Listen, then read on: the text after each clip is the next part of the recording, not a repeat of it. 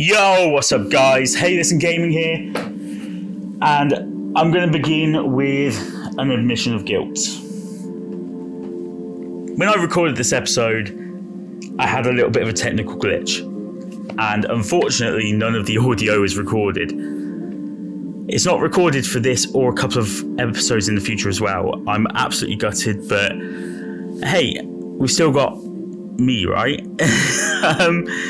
So today is all about Skyview. It's all about the Skyview Temple, what it is, why it is, what it would be used for, and I can't wait to get into some proper theory work on this, because there's been a slight issue with this temple. The issue is actually pretty simple. It is probably the least covered temple in the entirety of the game, probably because it's actually people's least favorite. The moody atmosphere is kind of not what people like, and there haven't been many solid ideas as to what this temple should be or is. Now, I've heard some crazy theories. There's one in particular that stands out, that there's a treasure in the middle of the bottom of this temple, which is hinted at by the Mogma. And as such, people think that it's kind of a facility almost where said item would be fished out or fished for through the center or carried up in some way, shape or form in order to help with something. It's really vague because we never find out what that treasure is. Now, for me, it doesn't quite sit right. And the reason why that doesn't sit right is because we've already got a temple or a dungeon like that, the Lineary mining facility. So to me, it doesn't make sense that they would include this sort of thing twice. And actually, when I started looking deeper into just what this temple could be, or what this dungeon could be, I realized that actually, that couldn't be further from the truth. So we are going to uncover the absolute truth today about Skyview Temple. We're going to begin with looking at the meaning of Skyview Temple, the etymology. In English, Skyview Temple is quite literally somewhere to view the sky from, a temple to view the sky from. This actually doesn't make any sense though, because there's no instruments in order to do so. The roof is closed off, and it just doesn't quite stand right that this is somewhere that you'd view the sky from when there's no way that you could view the sky from it. So then I started looking at other translations. The Japanese translation was the one that interested me the most. In Japanese, this temple's name actually reads Temple of the Heavens. This is really interesting, purely because of the fact that there is a Temple of the Heavens in the real world, and it's located within Beijing in China. Now, the thing that I found really interesting is that when I pulled up images of the outside of the Skyward Sword Temple of the Heavens, or Skyview Temple, and pulled up images of the Temple of the Heavens in China, the shape, structure, and general aura were identical. Like, this was clearly influenced by this Chinese temple. So I found this really interesting. So I started taking a little bit of a look into it, and I found that this temple was built to pray for a bountiful harvest. Now, I'm going to come on to that a little bit more later on. I also found the Spanish and the French translations quite interesting as well. I'm not going to go butcher language, I'm just going to pop the what they are on the screen. But effectively they translate to spring of contemplation and the source of contemplation. So there's a lot of heavy thought involved in whatever this temple is. Now, if you were to go contemplate your life decisions and possibly go atone for those crimes, you'd be looking at one of three locations: church, in the form of kind of some form of a confession. Now, this isn't a church. I'm sorry, there is nothing in this structure that gives me the impression that we're looking at a holy place. A prison? Again, I guess it would be contemplating crimes within here, but I just see no way that this is a prison. There's no real bars, there's no grates, it doesn't fit the theme of being a prison.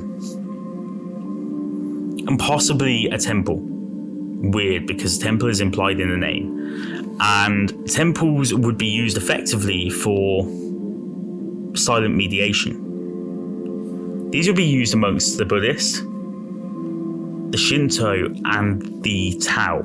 Now, when I looked further into this as well, this is where things got real interesting. So, we've seen within Skyward Sword, in fact, actually many Zelda games, we've seen massive hints of Shintoism and Buddhism, and they're normally quite a large focus of the game. And this is generally because they're the two most practiced religions in Japan, where obviously the developers of the game were born. However, the Temple of the Heavens in China isn't Shinto or Buddhist. It was built by the Tao. The Tao and Taoism are really interesting to me. They believe that there's no one true God, and rather everything in the universe springs from the Tao, and the Tao personally guides everything on its way. I'll get my words out today, guys. The Tao is effectively the universe, and there must be a balance between everything and the Tao. The Taoists also believe in spiritual immortality, where the spirit of a body joins the universe after death. Now, that is, for this game, quite possibly the most fitting idea ever. Think about it. This game is all about the eternal cycle, the return of a body to the ground, where it then rises 100, 1,000, 10,000 years on to wreak the same havoc or save the world, exactly the same as it did all that time ago. It is the constant, the very meaning of regeneration and revival. And that's exactly the Taoist belief. I found that just sensational as an idea because it really fits together with this game and the game series. And here we are going through what could be a Tao temple. The universal sign of the Tao is seen as the yin yang. This sign represents complete harmony. It represents duality, the concept of opposing forces coming together to create a whole. We've seen this really recently within a certain trailer that dropped with the Ouroboros. The idea of the dragon eating its own tail or eating the tail of another, which then eats the tail of the original. That eternal life symbol. The symbol of duality. Something that is really brought up quite a lot within the Zelda games. It's kind of weird, actually. All of what I'm talking about now really represents the entirety of the Zelda series. And to me makes a lot of sense that actually they would at some point in time include this set of beliefs within the game. This temple was built effectively by the Tao as a space to be in connection with the land, to restore their personal balance to the Tao or to the universe. So how does this fit in within the Zelda world? Well, in order to find this out, we kind of have to backtrack a little, and we actually have to go away from Skyward Sword. We have to go to a non-canon idea, and we're going to use the Skyward Sword manga. While it's not recognised as canon, as explained before, I can't believe I just died. So far, this playthrough is not going too well in terms of my deaths. Hero mode is really testing me, I'm not gonna lie. Yeah, not impressed at all. Hey ho, oh well. So, like I said,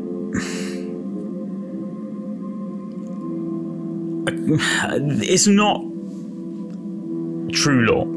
However, it does help us piece together a couple of pieces, and I actually think that the manga should be considered the lore. because it was written for and with the game in mind. So, with that being said, during the manga, the manga follows, sorry, I should go back a step further. The manga follows the original Link, the original hero, and the goddess Hylia. During this story, Demise attacks, and they cannot stop either Demise or his minions from destroying Hyrule as it stands. I'm back at the entrance. What the hell? So, as a result of that, Goddess Hylia, who at this point in time isn't a goddess, she's just Hylia, takes the goddess sword and literally slices Skyloft from the ground and raises it towards the heavens in order to protect the people. So, as a result of that, Hylia effectively scorched the earth. The void that's left would eventually become the resting place for our friend the Cookie Monster, or the Imprisoned, if we have to call him by his proper name. With no people left on the surface, all existing structures got left to fall into disarray, including the temple. Animals and wildlife moved in, but the malice was still spreading. Don't forget that Demise is almost pure malice, and he was spreading and destroying everything in his path. The plants began to grow and multiply. The fungus grew and grew, and in the end, effectively became white mold. This white mold would eventually line all of the walls within the temple. And actually, according to Hyrule Historia, that's exactly what happened. Even regular growing plants soon mutated due to the malice, the Deku Baba forming from taller flowers, as if it were the effect of almost a nuclear fallout. The animals soon began to change as well. The spiders mutated into larger, more fearsome creatures capable of spinning webs large enough to trap a human being. Even snakes changed into the Staldra, a three-headed version of themselves that allowed for more consumption of prey. As time went on, the disrepair and dank atmosphere made a perfect hideaway for Demise's future army, currently a long-lost group of creatures who pick on and possibly want to mug or loot from any and all innocent bystanders, the Bokoblin. So we've looked now at what the Skyview Temple means, what it potentially is, and its inhabitants. But there's one item here that doesn't quite it stands out like a sore thumb. The dungeon item. We're going to receive this quite shortly, and it's quite a fun little item to play around with, but it doesn't fit the dungeon theme. That item is the beetle. The very first time I saw the beetle, and even to now, the very first thing I think of is a scarab. Now, the scarab beetles are worshipped in ancient Egypt. These little dung rollers were seen as a representation of the god of the sun, Ra, rolling the sun across the sky every day. The scarab was seen as a reflection of the heavenly cycle, representing the idea that rebirth or regeneration is something that happens. Every day we are born anew. And that's strange because, again, something that is really heavily implied within the Zelda series. Also, though, there's another link here. We're looking at Ra, who is the god of the sun. And you need the sun to provide a bountiful harvest. Oddly, it fits the theme perfectly. However, it doesn't fit in terms of style. So where could it have come from? Well, actually, we've got a few hints in game with this. We get told by the ancient robot in the Nehru Desert before he upgrades the beetle that it's made with ancient technology from the desert. This means that it was made by whoever resided in Nehru 1,000 or so years ago. And therefore, it was really unlikely to already be inside the temple when Hylia split Skyloft away from the rest of the land. This correlates with the look of the item. It looks a lot more ancient Egyptian than Tau, and considering that the people of the original surface wouldn't have had these technologies, after all, I mean, they're praying for a bountiful harvest.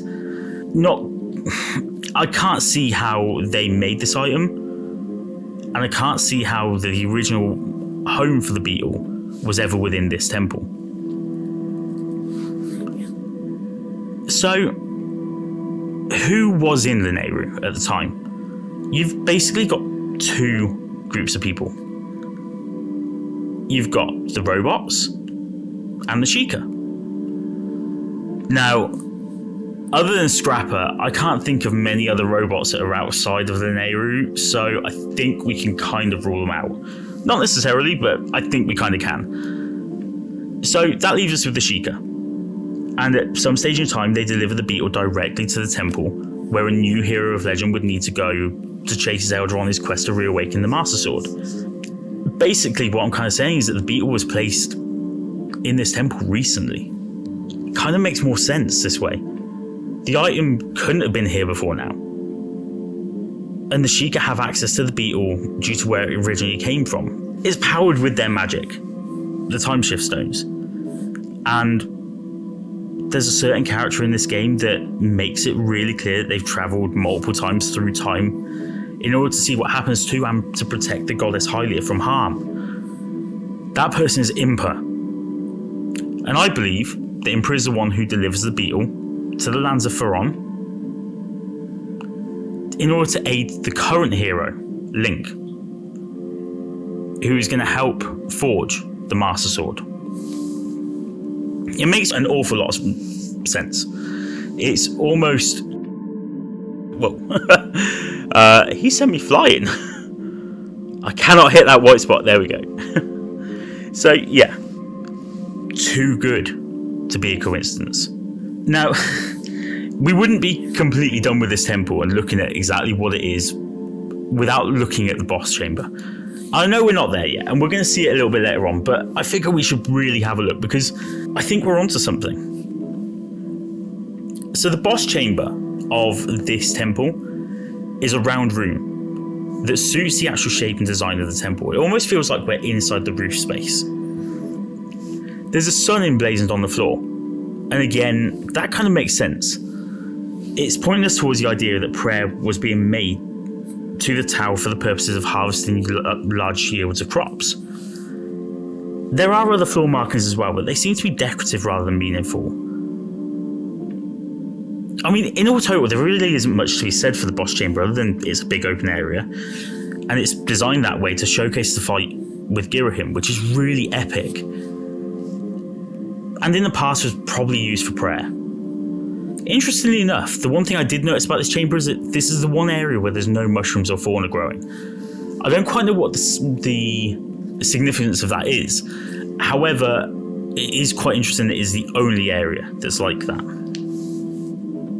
So, all being said, and to summarise, I believe that the Skyview Temple was a temple that was used by the Tau, or this game's equivalent of the Tau, a religion that now no longer exists within this world, to pray for bountiful harvests.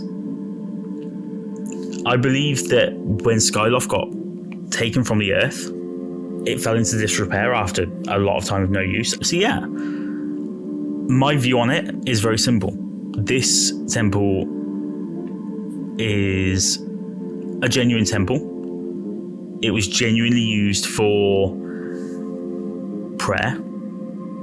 But unfortunately, over time, we've reached a stage where now monsters have inhabited it, and that it has just become an old derelict temple, basically. There's nothing special to it. However, it's got a lot of links back with a lot of religion. It has a lot of links back with the Tau, and it has a lot of links back with actually the idea of rebirth and regeneration. And that's actually why this temple is so important to set the tone for the game. And this boss fight is everything. So one of the things I absolutely love about this game is the way that it makes you actually think about how you use the sword. It really plays with this mechanic an awful lot, and it doesn't force you to use the dungeon item or receive the dungeon item in any way in order to be able to do these sort of fights. This one's quite good. It's basically just teaching us the value of direction. You know, if we hit upwards when his swords are faced upwards, we'll score a hit. Easy. Yeah. We got it.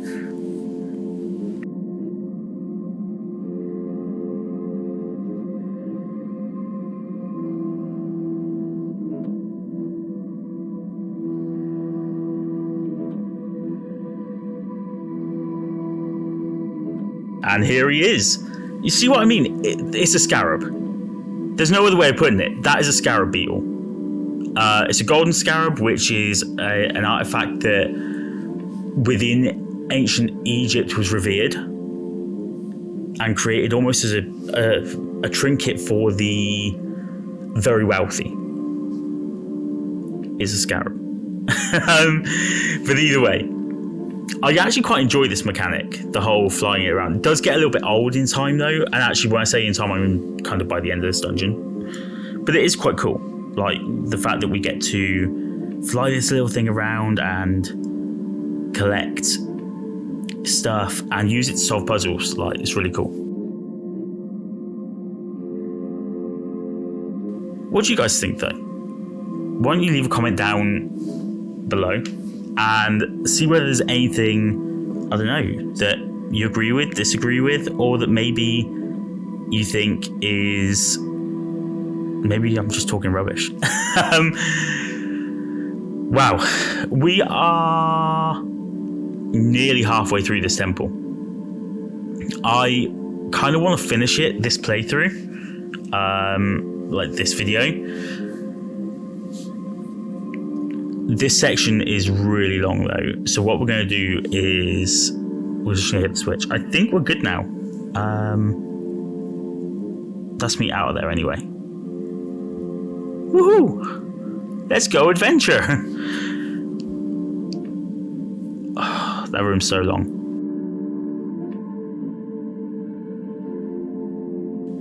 This room is where the beetle starts to feel really old. Like, it doesn't even take very long. So what we're going to do, we're going to fast forward through some of this. Okay, we're back. Yeah, it's going to be very, very long. Do you know, I'm going to just touch on like the save points for a minute. How do you guys feel about like there being save points inside the dungeons? I think this is the first Zelda game where this existed. Twilight Princess doesn't count because you can save it any way you want. But yeah, like, do you find... I personally feel like it makes the dungeon so much easier, which is sometimes a good thing and sometimes a bad thing. Like, I really love having the challenge, but at the same time, I don't like the fact that it's like so easy. What have we got in here? We've got 3 eyeballs and a bit of arachnophobia. Did I just tell by accident? I love the fact that he just went cross-eyed watching me kill that. That's hilarious. Let's okay. So why won't that one activates? Yeah. Okay. Cool. I think we have to do all 3 of these at the same time, right? That kind of makes sense. Why won't the 3rd one activate? Like, I can't get the top one to go? No. Something missing.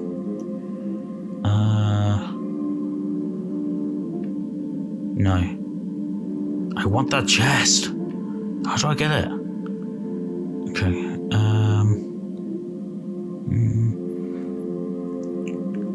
This has really got me. I should know how to do this. Like, it wasn't that long ago that I last finished this game. This is really embarrassing.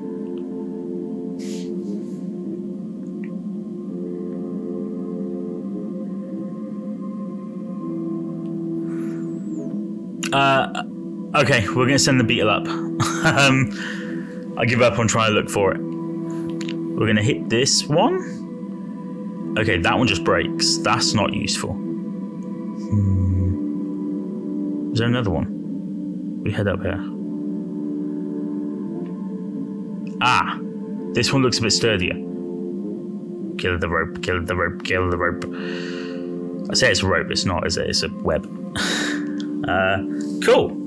We have ourselves a metal block. We're going to have to push this, like, really strategically, I think. I love puzzles like this. Like, that actually kind of make you think. I love the fact that in the first dungeon, they've thrown something in like this, because I'm not being funny. Most people wouldn't even think about that. Like, that would have thrown. I mean, it threw me, and I've been playing Zelda games for I don't even know how long, like my entire life. No, we're not close enough. I think that'll do it. Oh, we have liftoff. Follow me, follow me, follow me. I love these things.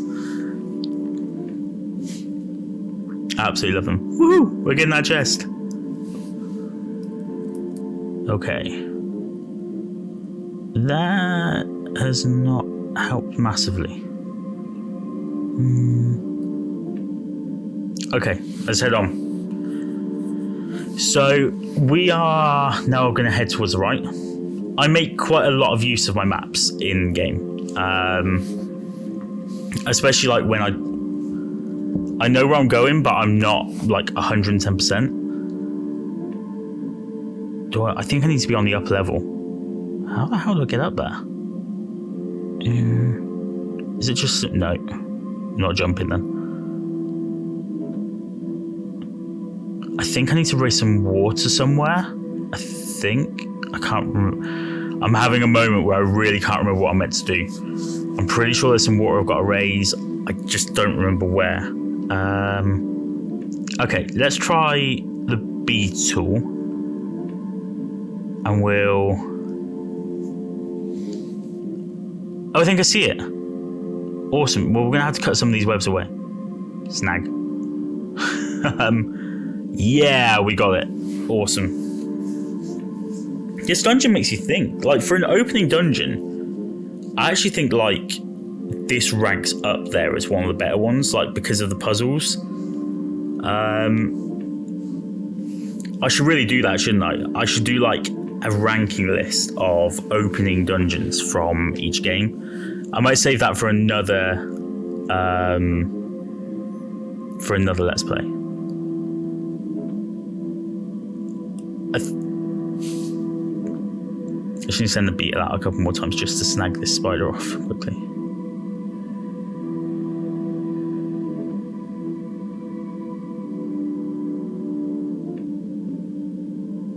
Okay, we're going to go for it now. And here it comes! I hate these things. These have to be probably the creepiest incarnation. That's why! Of sculptures ever.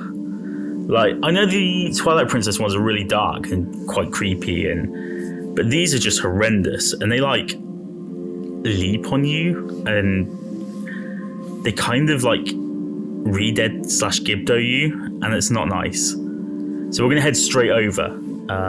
I did forget where I was going. I'm not going to lie.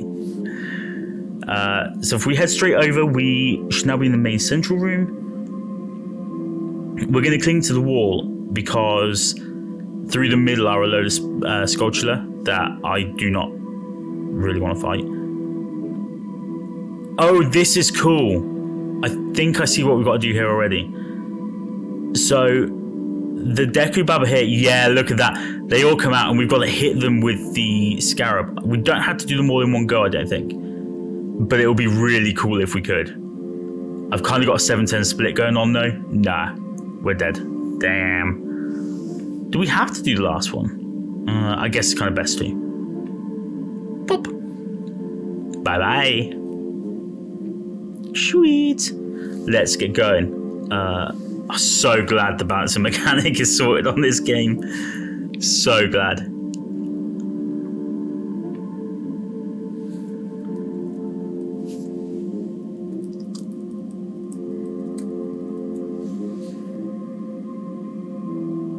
And we're through.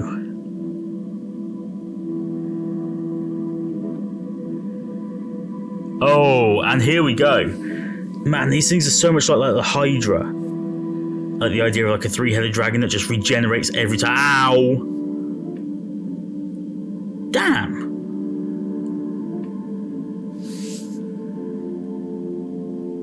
Damn! It got me!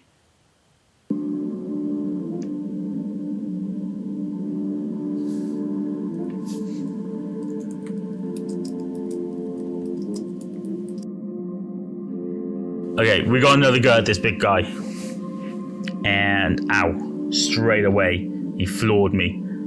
So we have to basically get this guy to line his heads up. And do it before he turns red. And once we've done that, we can unleash a slash that will pop all three of his heads off at the same time. If we don't hit all three, we will not kill it. Just like that. Bang! That was awesome. I enjoyed that. There are some times where like this game makes you feel so gratified. Like when you hit one of those hits and it's like direct and you just see the monster go poof, it's so satisfying. There's a lot of monsters, a lot of combat in this as well. Like this game really does teach you how to best use all of your items, how to best use the sword. Like by the end of it, we're going to be masters of this sword, I think. We're just going to drop this down because if I'm right, it should just fall to a grisly death. Yeah. I think we just jump. Yeah, cool. Always get that worry that it's just going to be a little too far for his poor little legs. We're going to hit the crystal switch. Oh, I think I know what it is that the ice switch rooms remind me of. I've had to do a little bit of researching. Initially, I thought that they were something within a previous Zelda game. I was really glad to see them come back. But actually, I think they are a take on the beam moss from A Link to the Past. I think you have to run around them and make them dizzy, basically. And that makes them die, I think, if I remember rightly. There are also other like creatures. They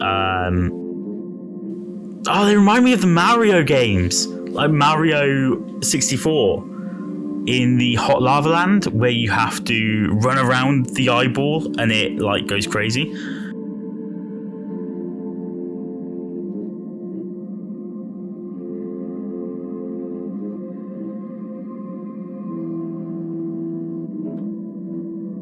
This is such an unfair fight. I'm going to have to come on here, back up, and then hopefully he summons his lackey. Because otherwise he's going to destroy me. Die. I love that move so much. Makes me so happy. I'm going to try and knock this guy off. Poof! Yeah, there we go. We got him.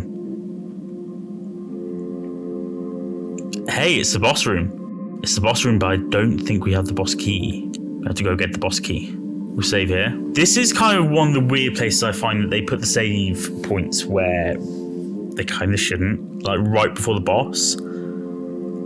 I get it's designed to kind of help, I don't know, I guess newer players to the series be able to pick up the game and feel like they're getting somewhere. But I kind of wish that maybe like hero mode took some of the save points away. I think that would be really cool if it like took away the ones that were by like the boss rooms and so on. I don't know. Maybe that's just me trying to make for a harder game. Maybe that's how I should just play the game. Maybe I should just ignore the health statues that are there. But because they're there, I can't help but save it. I think we have to hit this, don't we? We should be real careful. Last time I did this, I jumped straight off. Okay, so we cannot go straight. Woohoo! I love these. So fun just swinging. I could not have missed that more if I tried. Do you think I could have made that if I sailclothed early? Oh well. Feel like Donkey Kong, man. We need more Donkey Kong games. Like, we don't get enough. We need more. I know obviously like the character belongs to Nintendo, but the game normally gets licensed by Rare. But not licensed, developed by Rare, and obviously they kind of now. But there have been like Tropical Freeze was recent, wasn't it? Well, last sort of 5 years. I just think we need like a new proper Donkey Kong adventure game, like a Donkey Kong 64 style game. Like that was. I can't believe I missed that. I should have shimmied down the rope a little more.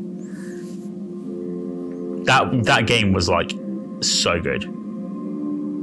Absolutely love DK64. I love the fact that they managed to, create a whole cast of characters to be able to play as. Just gotta stop this quickly. Shimmy, shimmy, shimmy. Okay, try again. Hey, that is the boss key. That's amazing. We're nearly done with this temple, guys. It hasn't actually taken as long as I thought it might have either. That's the other thing, is it for a first temple, this one isn't like too elaborate. The golden carving. So this works so differently to every other boss key as well that I think I'm just going to check. So, sorry, Ocarina of Time made me paranoid about vines. Everywhere you go that's got vines on it in Ocarina of Time pretty much has sculptures climbing up and down it. So I've kind of got used to the idea of just checking every single time. So yeah, the keys are really different in this game. And effectively you have to slot the key in yourself, and they're all weird, wonderful, wacky shapes. Just gonna come across this rope. I should be careful here.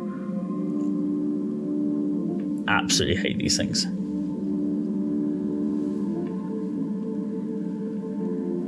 And we're going to save it because we are at the boss room. We do not have much in terms of health. I do not anticipate this fight is going to go very well. We're probably going to have to use our potion. Just going to try and line this up. Ah, there we go. Once you've lined it up, the two little joysticks pop up, and then you can actually insert it.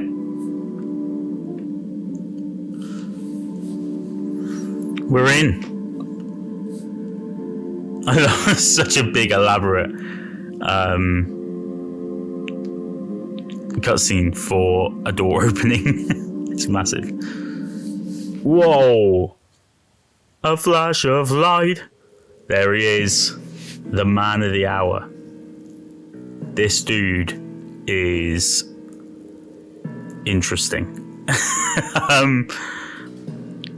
He's a really strange character, actually, Girahim. I thought that tornado I stirred up would have tossed and torn you apart. Actually, I think he's a little bit more effeminate. I don't know. It's that hair switch, and not that your life or death has any consequence. It's just the girl that matters now, and I can sense her here just beyond this door. Yes, we plucked her from Her Majesty with her perch in the clouds. Oh, but listen to me. I'm being positively uncivil. I am the demon lord who presides among this land that you look down upon. You may call me Girahim.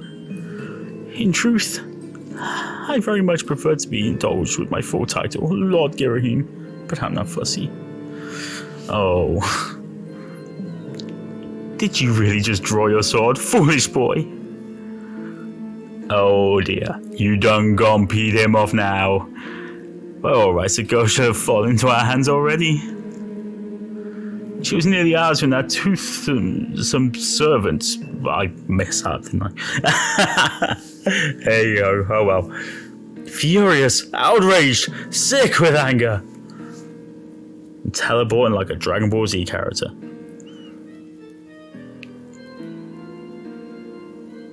Oh, this scene is like so creepy. Sets all the vibes for Girahim. Ah. I love that. So needlessly creepy. Does he have Nehru's love, like, as an earring? Surely not, but it does look suspiciously like it. Demon Lord Girahim. So this fight is broken into two parts. Oh, get off me. Part one is... it's kind of just work out where his hand movement's going, hit him a few times, and he'll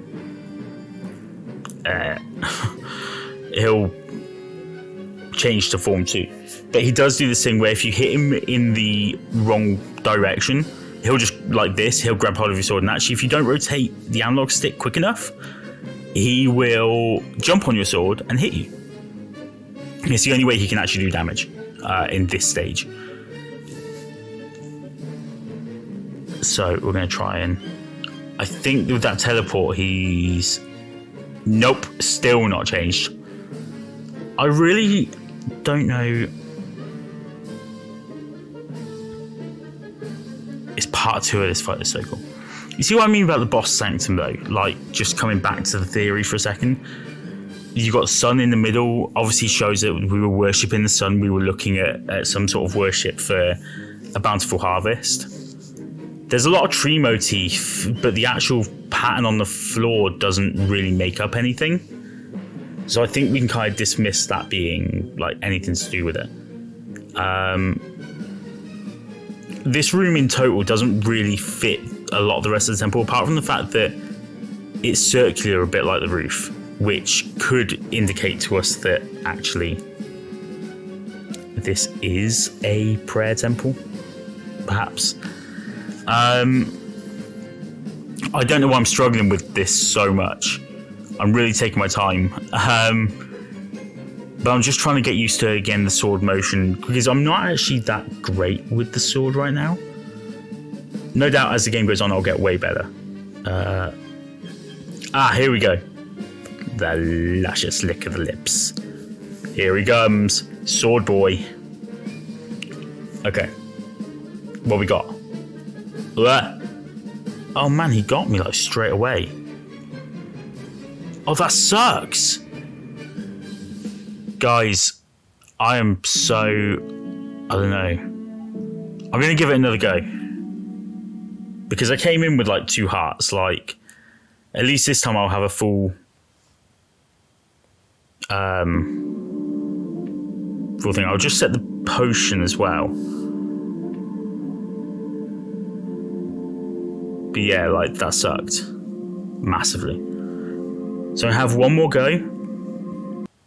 If this doesn't work out, thank God for skipping.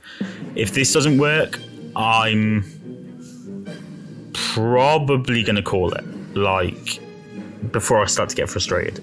But we're much quicker through this, like, way quicker now. Bang. Bang. Oh, he got me. How dare you? Bang. Oh, got me again.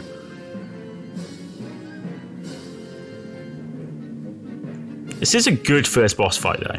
I love the fact that it doesn't necessarily use because the scarab, the beetle, sorry, the beetle can't be used for combat really. So I'm really glad that they kind of wiped that idea and just went, okay, look, let's just have a really cool sword fight, because that's something that isn't done enough in Zelda games. Like, we spend so long of the games, I don't know, fighting big monsters and mutated creatures, that it's really nice to see something different. Okay, what do we do with these? Can we hit them back? We can, but we can't do anything with them. Okay, that just gets another... Whoa! How dare you? Ow. I guess I was meant to do a downward slash, and he still got me again. Man. Ha! Gotcha. We landed a hit, guys! He didn't completely know... Oh my god! That was so clutch. Like, I can't believe I managed to use the potion. That was crazy. Right, so we need to hit these. You should use a quick spin attack. And then... How do I deal with that? Like, it just hits every time. Oh man, we can't waste too much time. Right, oh... Okay.